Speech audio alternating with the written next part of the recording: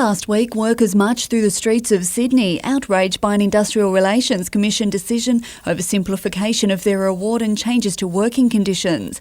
Today, mine workers across the country stopped work, furthering their protest while the matter was again before the Commission. Meanwhile, there's a light at the end of the tunnel for Hunter Valley workers and managers at the Mount Thorley mine. The Construction, Forestry, Mining and Energy Union says workers have voted to lift all bans and limitations if Coal and Allied sets dates for negotiations over work practices. We're prepared to do that. The meeting today endorsed that to occur, and I'll approach management and hopefully get certified agreement negotiations going forward for the benefit of both parties.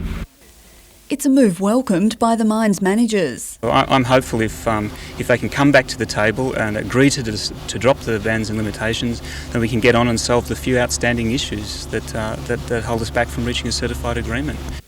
In other industry news, a new board has been established, merging the functions of the Joint Coal Board, Mines Rescue and Coal Super.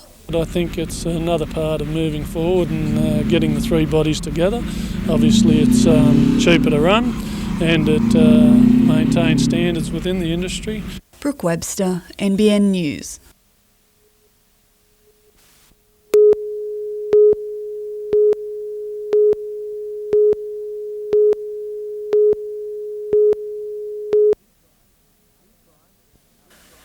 Two tries, another man of the match performance at the weekend, and off contract. It's no secret that Adam McDougall is hot property. But the winger still can't understand why he hasn't been offered a deal he says comes close to what he'd stay for. At this stage, I'm still probably, my middle name's limbo at the moment. I don't know if I'm coming or going, so it's been pretty hard to focus just on football, and I'm sort of really keen to put it behind me. His manager meets with the Knights tomorrow, but it's unlikely to end in McDougall signing. There's talks of some sort of compromise needing to be made, but I was hoping not so much a compromise had to be made. I was just hoping that we could come to an agreeable and amicable sort of a deal. One player happy to have his deal done is hooker Danny Badiris, who's agreed to a 2-year term. Well, it was pretty hectic leading up to last week. It's just great to get it all over and done with. Most of the team played at Tony Butterfield's testimonial day at Belmont, while the man himself was hard at work. But it's a perfect send-off at the season's end that the players want to give in return. Yeah, there's a bit of a snowball effect happening now, and there's a couple of big scores on the weekend. We've got a lot of Friday night games coming up. As for the team, no serious injuries arose from Saturday's 32-point win over the Eagles.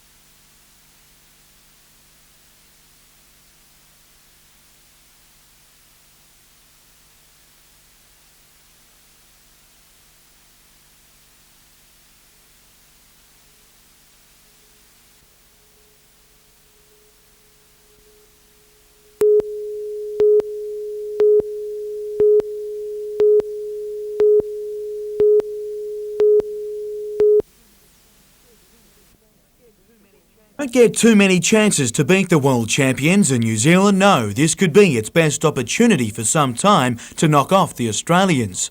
The Aussies lost 5 players after last year's World Championship win and have 2 debutants tonight in a huge litmus test of their ability at the top level. Yes, absolutely, and I think it's great. Although we don't have the experience that we had last year, we do have the skill. For Central Coast's Megan Anderson, it's a dream come true. While she'll play second fiddle to Australia's goal-shooting star Sharelle McMahon, this will be her first start in the top Australian side. If you're only going to play one test for Australia, to be against New Zealand, and it's close to my home, so all my family can come, so it's perfect. Alex Hodge will have her first start as well, while it's a debut of sorts for Catherine Harvey. Tonight's test, her first as skipper. It's been a dream of mine for a long time, and for it to come to reality and to fruition tonight, then it's going to be a special moment for me, but hopefully a memorable one by winning the game. It's the same idea her opposing skipper Bernice Menny has. She's just won back the captaincy of the Silver Ferns. Every time we take the court against Australia, it's the ultimate match, really. A sellout crowd of 5,000 will make sure it's a memorable one. Jim Callanan, NBN News.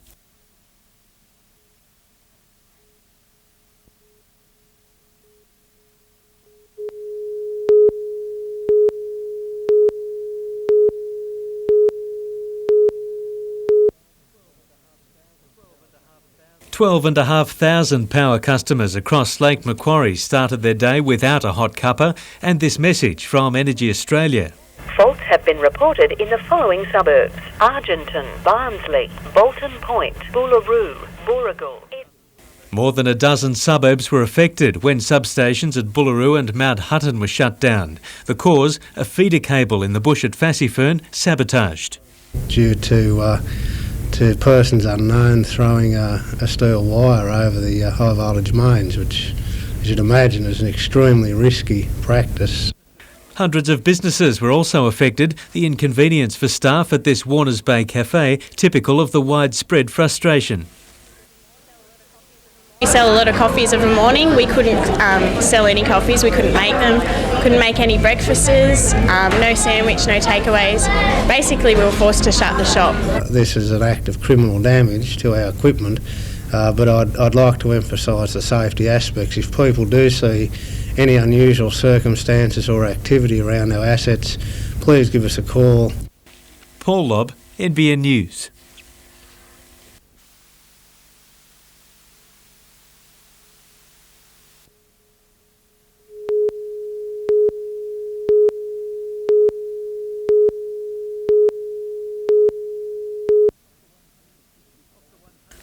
Of the 160,000 people living in permanent caravan and residential parks throughout Australia, this group is the happiest. They found out today that tax increases that will apply to their rent from the 1st of July won't affect them. The council might get some extra votes this year, but John Howard won't. Lake Macquarie Mayor John Kilpatrick believes John Howard's 5.5% GST on site fees is unfair, and his council will foot the bill for around 80 residents living in council-managed parks around the lake. The council decided to absorb the GST so that the tenants or the residents don't have to pay it and to retain their fees at last year's level. But residents of privately owned parks, many of them pensioners, say they won't be able to afford the extra $6 to $10 a week that GST will cost. And for us to be charged an extra 5.5% on $80 rent we are already paying, it's a slug.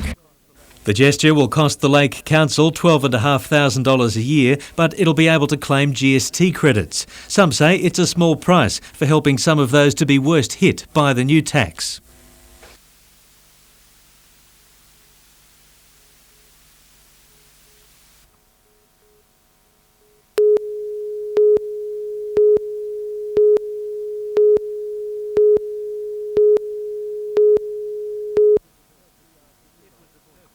It was a perfect afternoon off Port Stephens yesterday, and what followed was the perfect surprise for whale watchers.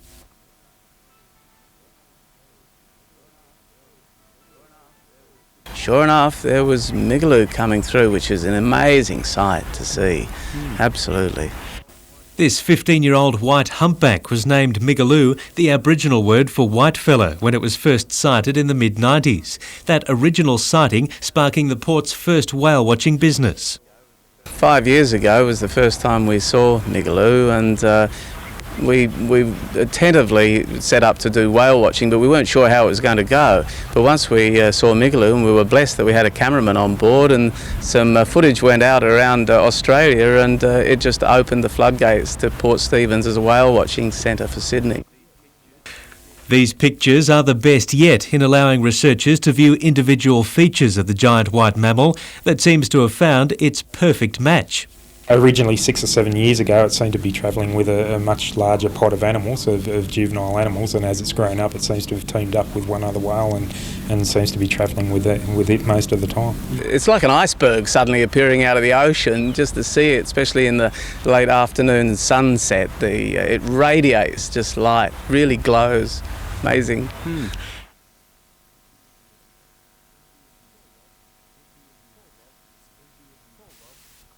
Paul Lobb, NBN News.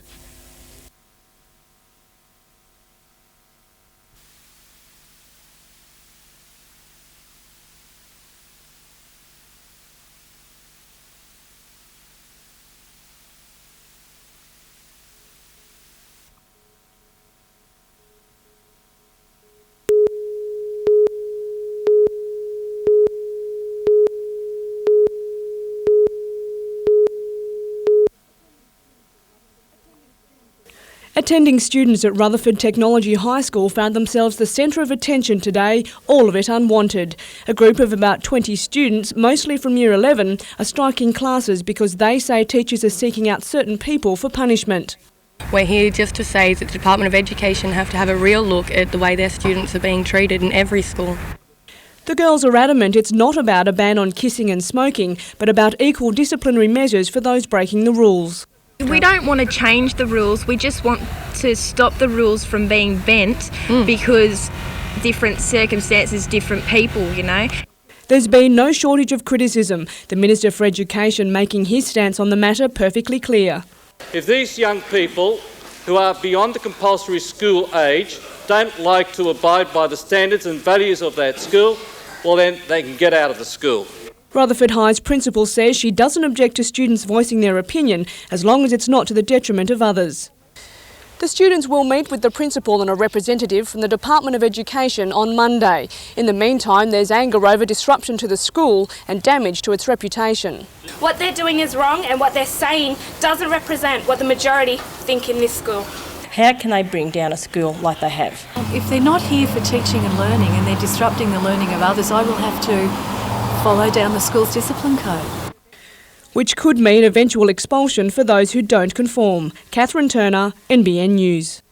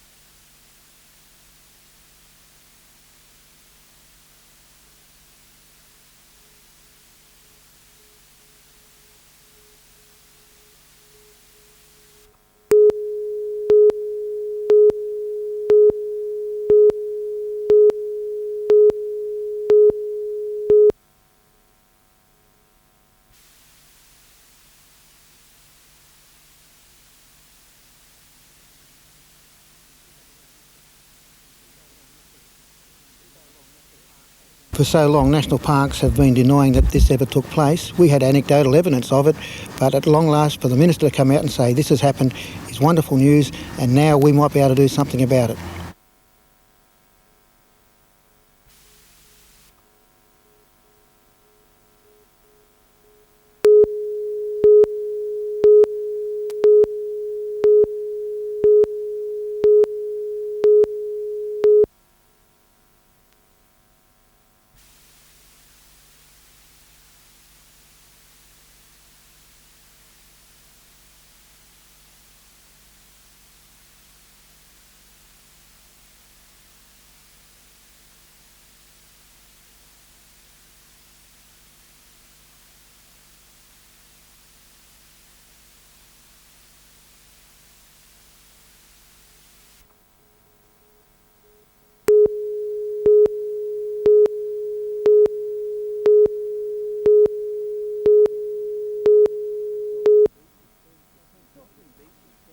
Stockton Beach extends for 28 kilometres from Stockton to Barooby Point, and hidden away in the dunes is a small mining operation sifting sand for zircon and rutile, valuable export minerals.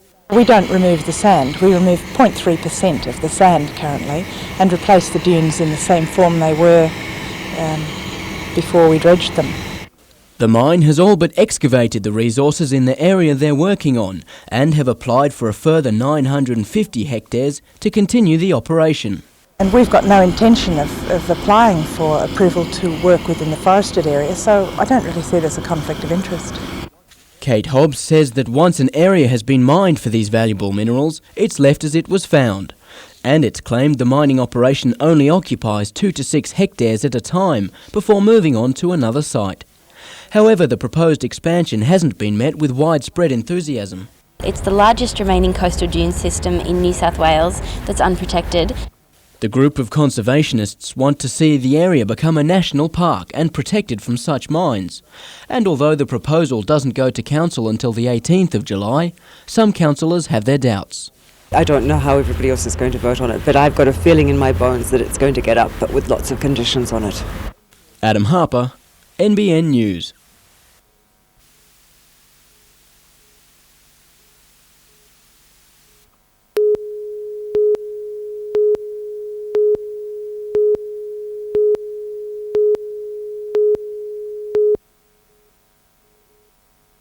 For 47 years, the Wilsons of 15 Goulburn Street, Dudley, have had sweeping ocean views, whales included. They're now looking at a brick wall that's part of a massive 2-storey house being built on a half block. The building application was given the green light by a Lake Macquarie Council building inspector. Mayor John Kilpatrick was part of a site inspection late today. He says council's building assessment codes need a rethink. If this complies, then clearly to me is not good enough. We've got to have a better process in place to ensure that this doesn't happen again. Such is the scale of the house. Neighbours 2 and 3 doors up the hill are losing their view. The extension at the moment, it's sort of 1 storey, and I'm just seeing the top of that, the brickwork. It's about to go up another storey, which is just going to shut off the whole back, sort of the whole view of the ocean. We can't see the ocean anymore. We can't see nature pass by. Every year the whales go by and it's good to see. But now, all we'll see is a brick wall. The Wilsons, who won't comment due to possible legal action, say they weren't notified of the building. Council's records, however, say a notification was sent. Blake Doyle, NBN News.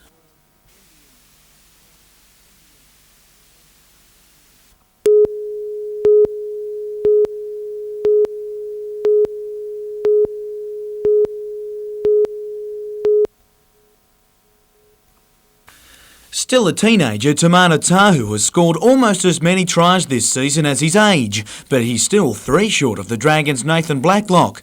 The St George Illawarra speedster has chalked up 17 so far this season, and he's on track to equal legend Ken Irvine's record of topping the leading try scorers list in successive seasons.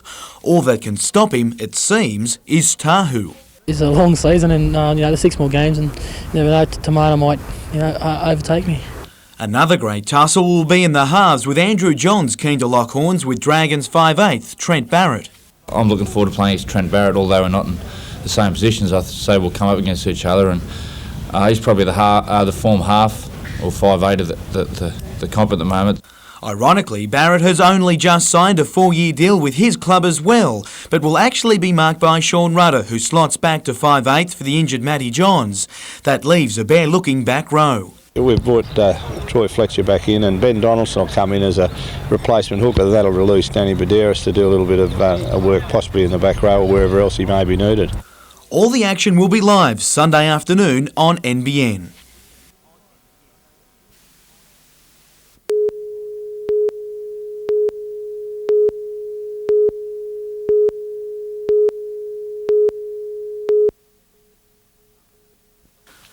After weeks of soul-searching, one of the most sought-after signatures in the world of rugby league was finally penned today. I don't know if I would have felt the same, win the premiership somewhere else. With fiancée Renee and son Samuel watching on, and his manager John Fordham flanking him, Johns described how he came to his decision after getting a tip from his brother Matthew. He just said, so one day you'll wake up and it'll be crystal clear what you have to do, and that was the case on Thursday. I knew that I had to stay.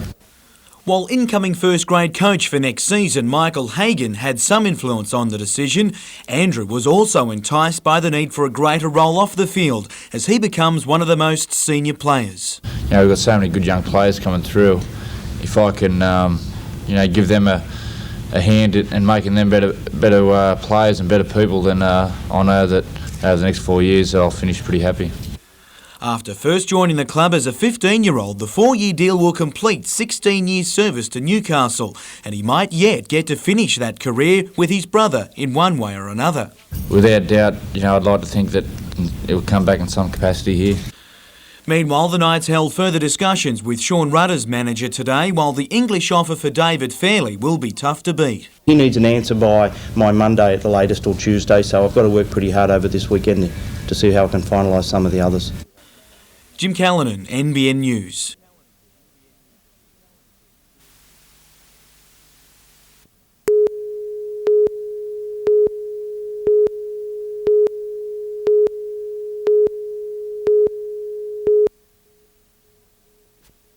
With wide open spaces now available in the Port Stephens Peninsula area, industry can now move in and settle on the green pastures. In fact, there are 37 new blocks on the 12-hectare site titled Shearwater Business Park, encouraging various industries to come to the area. There's a shortage of industrial land in the area, and we're having a look at it now, and this is what we're here for. And already the area is proving popular. 10 of the 37 sites have been reserved by light industries. It's varied from sort of manufacturing, food processing, just general investors looking at investing in the area. It's cost more than $5 million to have the area prepared, including 3 kilometres worth of sewer and water facilities. But after 6 months of work, the business park was finally opened today by Port Stephens Deputy Mayor Jeff Robinson. Adam Harper, NBN News.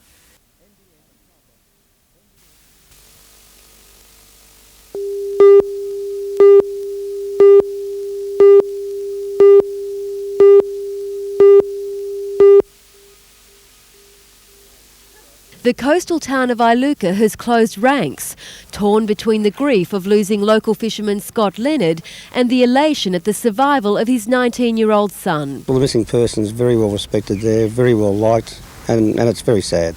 Mr Leonard's prawn trawler, the Sue M, was hit by a bulk carrier in the early hours of Wednesday morning.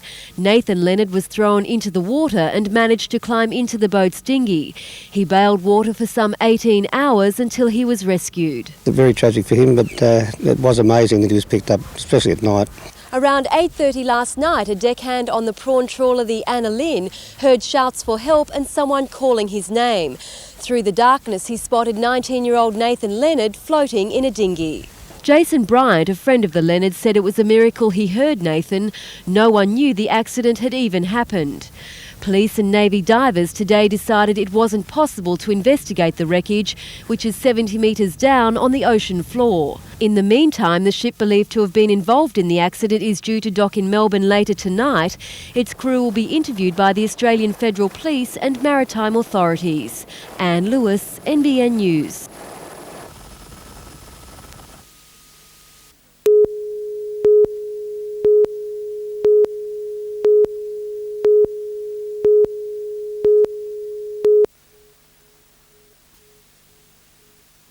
Friends, family and fellow adventurers from the university's mountaineering club gathered at the Griffin Duncan Theatre today for a final farewell to Steve Rogers and Mark Charles. The two froze to death stuck on a rock face in the Blue Mountains during a canyoning expedition on the Queen's birthday long weekend. But today's service brought friends and family together to remember the good, not to dwell on the bad. It's a celebration of life. Their spirits will live on, their friendships, their contacts. While both Steve and Mark have had individual ceremonies held for them, today's was an opportunity for the university and the Mountaineering Club to pay their respects in the presence of the families. Both boys' parents were from out of town and they didn't realise such a wonderful life they had led in Newcastle. 7 members of the expedition made it out of the Blue Mountains safe and well, despite being shaken up by their ordeal and the pain of losing 2 of the club's leaders. Adam Harper, NBN News.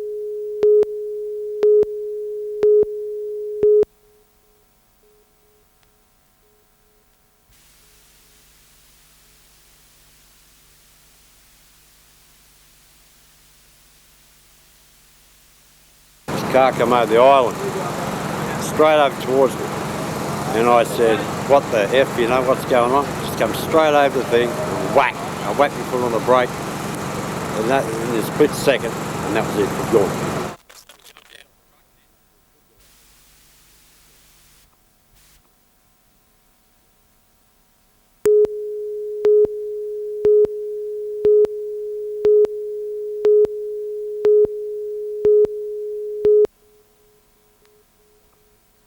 Finding a park at Stocktake sale time is always hard, but there's extra difficulty this year. Almost every store in centres like Charlestown Square is looking to make the most of pre-GST shopping time. I think everyone's just trying to get in before the 10% rise. And bargain hunters are flocking to retail centres in a bid to beat the new tax. That's why I'm out today, save more money. So we thought we'd come down and buy up big before it hits. And while some major chains deny taking advantage of consumers' GST concerns, others are in no doubt about what's driving the rush. It's been pretty busy. And what do you put that down to? I'd say probably the GST. A lot of people coming out just sort of looking for a good sale. In other GST news, leading winemaker Brian McGuigan has hit out at a timing anomaly which he claims has caused retail outlets to run down stock to avoid paying both sales tax and the GST.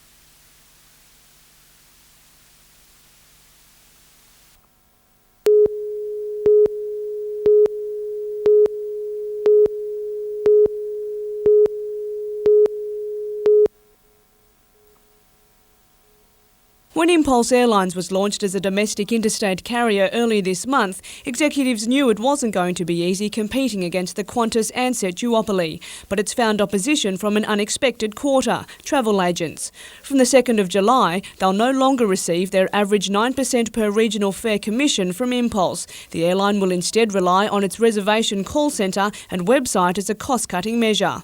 That's prompted a letter from the Chief Executive Officer of the Australian Federation of Travel Agents, Mike Hatton, who claims agents are now under threat. Mr Hatton has asked agents to contact their local member for Parliament and lobby the government into boycotting the airline. I wouldn't take too kindly to agents coming and approaching us and complaining about that sort of thing. The Lord Mayor says AFTA needs to move with the changing technological market, with corporate call centres and the internet becoming more common. To have one section of the whole travel industry criticising another, I don't think that's very helpful. Impulse Corporate Affairs Manager Simon Westaway says the letter could be a breach of the Trade Practices Act. He's referred the matter to the Australian Competition and Consumers Commission. Catherine Turner, NBN News.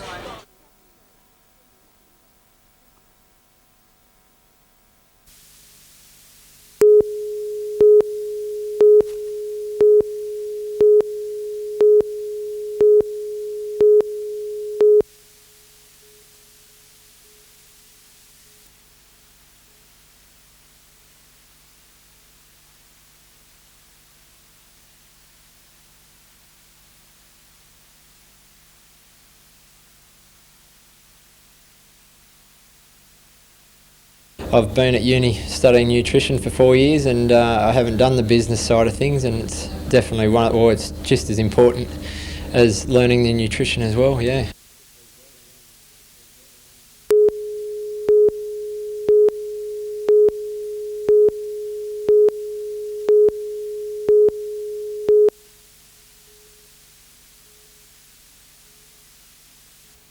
It's a pastime enjoyed by many, but for others it's more of a challenge than a treat.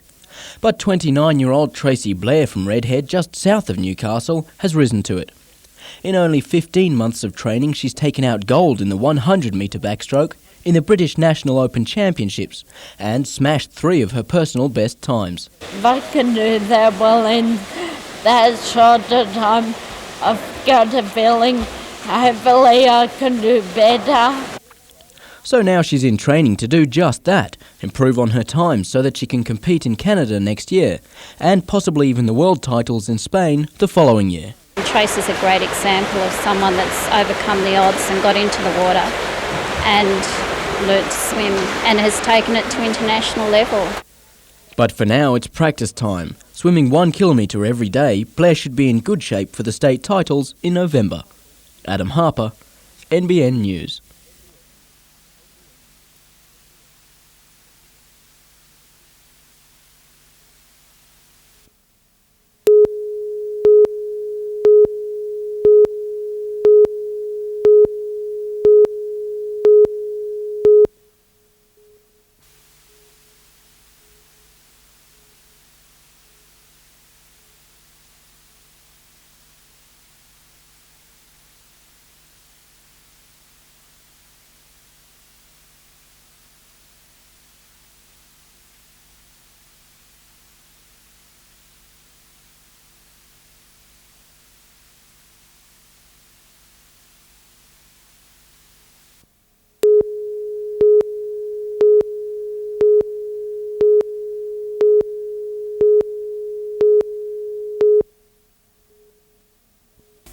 So promising is the HIV vaccine, the United States government has awarded a consortium of Australian scientists $27 million to fast-track its availability. There are only 4 organisations in the world that have been awarded this money. The other 3 are all in the United States. They call it a double whammy vaccine. The first hit, a sophisticated DNA vaccine, primes the immune system, but it's not effective alone. The second vaccine stimulates white T cells, which fight the lethal virus. These killer T cells are really the critical thing in protecting against HIV. It's expected human trials will begin in Sydney in less than 2 years, on just 50 HIV-negative volunteers. If proven safe and effective, larger trials will begin in 5 years. We need to do it in a country that has a high new infection rate. Professor Alistair Ramsey from Newcastle University is one member of the team. For the past 12 years, he's been researching how to make the vaccine work on the genital tract, where the disease is often first encountered. This round of funding, which includes our work, could possibly give rise to an effective vaccine within the 5 to 8 years time frame. With HIV now a global epidemic, an effective vaccine is now more urgent than ever before, especially in developing countries. More than 5 million people caught the disease last year. Most of these cases will prove fatal. Tanya Carlisle, NBN News.